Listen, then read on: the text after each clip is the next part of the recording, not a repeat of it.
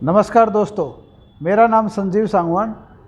मेरी क्वालिफ़िकेशन मैंने BTech fire technology and safety से की है और मैं एलएलबी हूँ।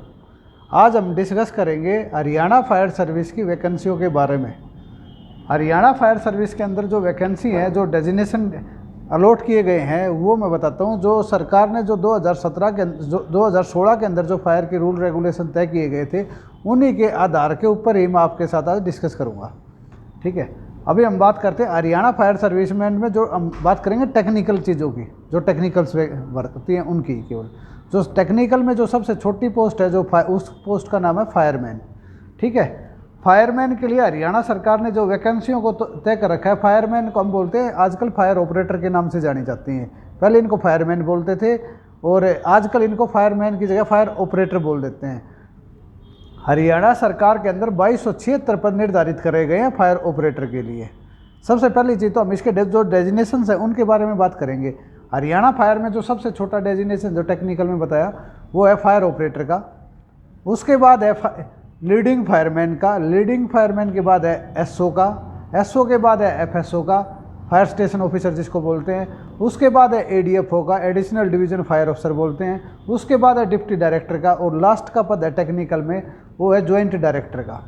ठीक है, अब ये कितने कितने पद निर्धारित करे गए उनके बारे में बात कर लेते हैं। जो सबसे छोटी पोस्ट मैंने जो आपको फायर ऑपरेटर बताई थी ना, उसकी हरियाणा सरकार के अंदर 2276 पद निर्धारित है।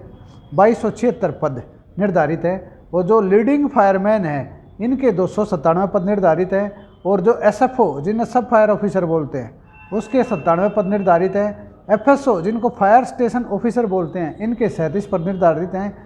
और एडीएफओ, इससे जो ऊपर पोस्ट है उसको बोलते हैं एडीएफओ, एडिशनल डिवीजन फायर अफसर, उसके हरियाणा में 23 पद निर्धारित हैं। और उसके ऊपर है डिप्टी डायरेक्टर। डिप्टी डायरेक्टर के 2 पद हैं। और उसके ऊपर है ज्वाइंट डायरेक्टर, जिसका 1 पोस्ट है। अच्छा, अब हम सबसे छोटे पोस्ट के बारे में, अभी हम इनकी एलिजिबिलिटी के बारे में पता करते हैं। जो सबसे छोटी पोस्ट है, जिसको हम बोलते हैं फायर ऑपरेटर। अच्छा, जो हम आपको एलिजिबिलिटी बता रहे हैं, वो आपको कहाँ से बताएंगे? जो हरियाणा गवर्नमेंट का गजट है, जो जून 2016 के अंदर निर्धारित किया गया था, उसके अगेंस्ट में जो सरकार ने जो वैकेंसी निकालते, किसी भी डिपार्टमेंट में कोई भी वैकेंसी निकाली जाती है, तो वो उसके गजट के आधार के ऊपर ही, गजट के अंदर जो चीज़ें निर्धारित होती है, जो क्वालिफिकेशन निर्धारित होती है, उन्हीं के आधार के ऊपर चीज़ों को निकाला जाता है। अच्छा, सबसे पहली चीज़ हम बात करते हैं फायर ऑपरेटर की। फायर ऑपरेटर के लिए जो क्वालिफिकेशन चाहिए, वो चाहिए +2 पास होना चाहिए। उसके पास heavy motor vehicle driving licence, जिसको हैवी लाइसेंस बोलते हैं, वो होना चाहिए।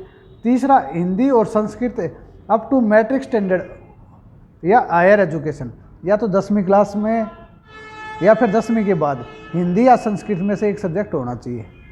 अच्छा, उसके बाद आता है जो फिजिकल स्टैंडर्ड की बात करते हैं, तो इसके अंदर जो हाइट चाहिए, वो चाहिए 170 सेंटीमीटर। पहले मांग रखी थी 5 फुट 7 इंच, लेकिन सरकार ने अभी जो फरवरी 2022 के अंदर ही अपने कुछ रूलों को चेंज किया गया है, जिसके अंदर हाइट कर दी अब 170 सेंटीमीटर, पहले 5 फुट 7 इंच थी। अच्छा, ये बात कर रहे हैं हम केवल अभी लड़कों की। लड़कियों की भी इसके साथ साथ बताते चलेंगे। हाइट जो लड़कों की 170 सेंटीमीटर है। वेट जो मिनिमम 54 किलो वेट होना चाहिए। जो चेस्ट, जो उसकी छाती है, उसकी वैसे 32 इंच होनी चाहिए, फुला के कम से कम 34 इंच होनी चाहिए। उसकी आई साइड 6x6 होनी चाहिए, और वो कलर ब्लाइंड नहीं होना चाहिए। ये एलिजिबिलिटी है।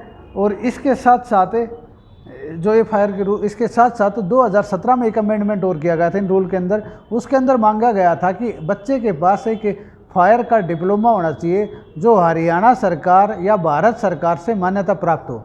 अर्थात जो फायर ऑपरेटर की बात करेंगे, तो इसके अंदर एलिजिबिलिटी एक बार मैं फिर से बताना चाहूँगा, 10वीं में हिंदी और संस्कृत एक सब्जेक्ट होना चाहिए, पहली चीज़। उसके बाद हम करते हैं +2। +2 के अंदर बच्चा किसी भी स्ट्रीम से +2 हो सकता है। वो आर्ट से भी हो सकता है, कॉमर्स से भी हो सकता है, नॉन मेडिकल से, मेडिकल से, वो किसी भी स्ट्रीम से +2 पास होना चाहिए। तीसरी चीज़, उसके पास हैवी लाइसेंस होना चाहिए।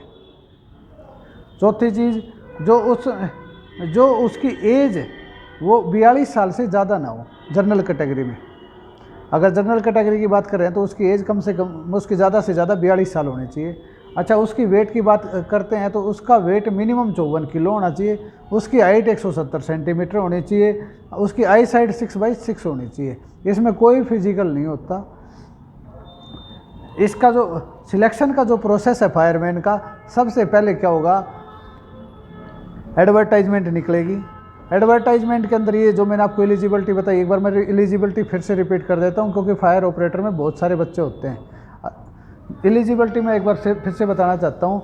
अब मैं जिसमें 10वीं के अंदर उसके पास हिंदी और संस्कृत में से कोई एक सब्जेक्ट होना ज़रूरी है, +2 पास होना चाहिए, उसके पास हरियाणा सरकार या भारत सरकार से अप्रूव्ड कहीं से उसने एक डिप्लोमा किया हुआ होना चाहिए जो फायर से रिलेटेड ही हो। इसका कोई टाइम ड्यूरेशन नहीं है कि 6 महीने का होना चाहिए, 3 महीने का होना चाहिए, 1 साल का होना चाहिए। इसमें बताया गया है कि उसने जो कैंडिडेट है उसने फायर का डिप्लोमा किया होना चाहिए, लेकिन वो हरियाणा या भारत सरकार से मान्यता प्राप्त होना चाहिए। अच्छा, इसके साथ साथ वो कलर ब्लाइंड ना हो, उसकी हाइट 170 सेंटीमीटर हो, मिनिमम वेट 54 kg हो, और चेस्ट उसकी छाती उसकी 32 सेंटीमीटर हो, फुला के 34 सेंटीमीटर हो, आई साइड 6/6 हो। अब हम इसके साथ साथ बात कर लेते हैं लड़कियों के लिए। लड़कियों के लिए बहुत सुनहरा मौका है, क्योंकि जितनी भी लड़की मिलेंगी उनके पास 10th में हिंदी संस्कृत सब्जेक्ट मिल जाएगा। पहली एलिजिबिलिटी उनकी पूरी यहाँ से हो जाती है। दूसरी एलिजिबिलिटी उन्होंने +2 पास कर रखी होती है, वो भी उनकी पूरी हो जाती है।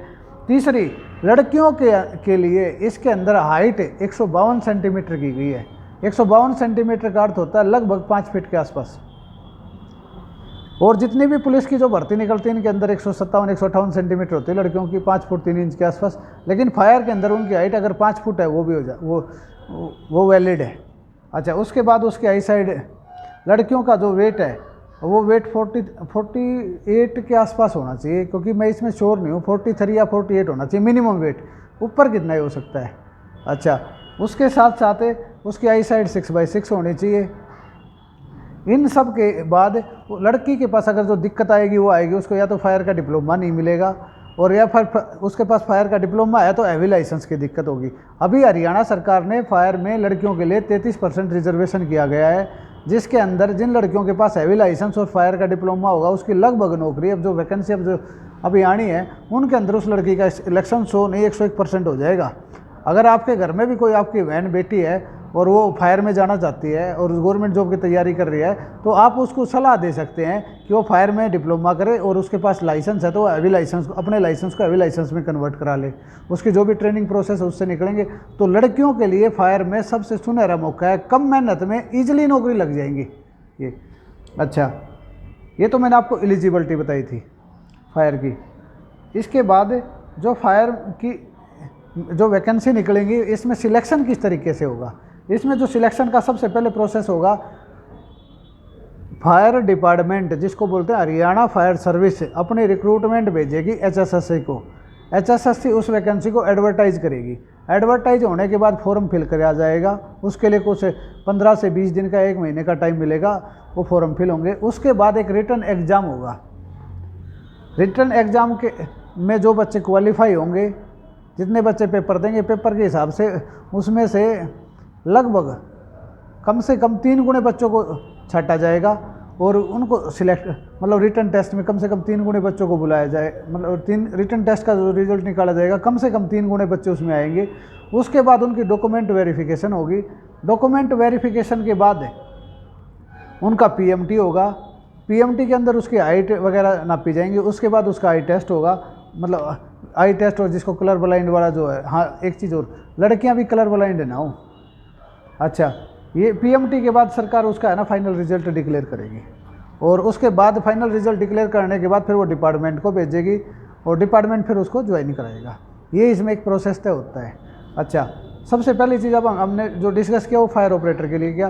फायर ऑपरेटर में जो ध्यान रखने वाली बात है वो ये है कि फायर ऑपरेटर का जो डिप्लोमा है वो हरियाणा या भारत सरकार से किया होना चाहिए। हरियाणा के अंदर क्या होता है, हरियाणा सरकार की होती है ITI, जिसको जो अप्रूव्ड होती है HCBT से। हरियाणा सरकार का जो डिप्लोमा होता है वो अप्रूव्ड होता है HSBT से, Haryana state board of technical education से। और जो भारत सरकार की बात की गई, अगर उनकी ITI की डिप्लोमा की बात करी जाती है, वो होता है NCVT से अप्रूव्ड। और डिप्लोमा में बहुत सारी दान लिया है, बहुत सारे लोग पैसे दे के डिप्लोमा बनवा रहे हैं। मैं उनको बताना चाहता हूँ, अगर आप पैसे दे के एक बार तो डिप्लोमा बनवा लोगे, लेकिन सिलेक्शन के टाइम पे वो चलेंगे नहीं। अभी ऐसे ही थोड़े दिन पहले फायर ऑफिसर्स की वैकेंसी आई थी, जिसके अंदर कुछ एलिजिबिलिटी का पंगा रहा था। बहुत सारे बच्चों ने अप्लाई कर दिया था, सरकार ने उनका रोल नंबर भी जारी किया था। जो अभी वैकेंसी जो 2018 में आई थी, मैं उनके बारे में बता रहा हूँ। 2018 में फायर अफसर की, सब फायर अफसर की वैकेंसी आई थी। उनके अंदर क्या हुआ था, डॉक्यूमेंट वेरिफिकेशन के अंदर, मैं फायर अफसर की बताता हूँ। डॉक्यूमेंट सबसे पहले फॉर्म अप्लाई हो गए। फॉर्म अप्लाई होने के बाद उनका रिजल्ट डिक्लेयर कर दिया। रिजल्ट डिक्लेयर करने के बाद डॉक्यूमेंट वेरिफिकेशन हुई। डॉक्यूमेंट वेरिफिकेशन हुई तो उस टाइम बहुत सारे बच्चों की एलिजिबिलिटी नहीं बन रही थी। उन्होंने डिपार्टमेंट से रिक्वेस्ट करी, तो डिपार्टमेंट ने, जब क्या होता है किसी भी भर्ती के अंदर जो रिक्वायरमेंट पहले दे दी जाती है ना, जब वैकेंसी निकाली जाती है, जो एलिजिबिलिटी वहाँ तय हो जाती है ना, भर्ती उसी नियम के आधार पे ही होती है। उसमें ये नहीं है कि भाई उसको सरकार को अगर बंदों की कमी है तो वो अपना रूल रेगुलेशन चेंज कर दे। नहीं, जो भर्ती के अंदर जो रूल रेगुलेशन दिए गए थे ना, जो भर्ती के अंदर एलिजिबिलिटी दी गई थी ना, वही एलिजिबिलिटी चलेगी। तो फिर फायर अफसर में क्या हुआ था कि बहुत सारे बच्चे आ गए थे ऐसे जिनकी क्वालिफिकेशन नहीं थी। तो सरकार ने क्या किया, जो HSSC ने फायर डिपार्टमेंट के अधिकारियों को अपने पास बुलाया, उनसे डिस्कस किया कि आपकी एलिजिबिलिटी क्या है। जब डिपार्टमेंट ने उन्होंने बताया कि हमारी एलिजिबिलिटी है, तो उसके बाद सरकार ने उनको, बहुत सारे बच्चों को रिजेक्ट कर दिया था। रिजेक्ट करने के बाद 1-2 बच्चों ने HSSC में एप्लीकेशन दी। HSSC में एप्लीकेशन देने के बाद जो बच्चों को रिजेक्ट कर दिया गया था डॉक्यूमेंट में, उनको भी वापस बुला लिया गया था।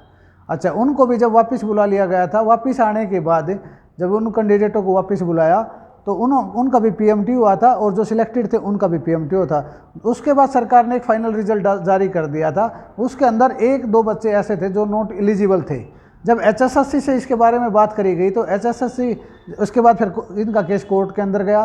कोर्ट के अंदर जब केस गया तो सरकार ने HSSC से उनकी डिटेल मंगाई, जो कैंडिडेट नॉट एलिजिबल थे। तो सरकार ने उनको बताया, HSSC ने उनको जवाब दिया कि जी हमारा काम केवल से केवल भर्ती को पूरी करना था, ये ज्वाइनिंग का काम डिपार्टमेंट का है। डिपार्टमेंट को अगर लगता है कि उनकी एलिजिबिलिटी ठीक है तो उनको ज्वाइन कराए, नहीं लगता तो उनको ना कराए। उसके बाद फिर केस चला। केस के अंदर जो एलिजिबल कैंडिडेट थे उनको सिलेक्ट कर लिया गया, जो नॉट एलिजिबल थे उनको केस से बाहर कर दिया गया।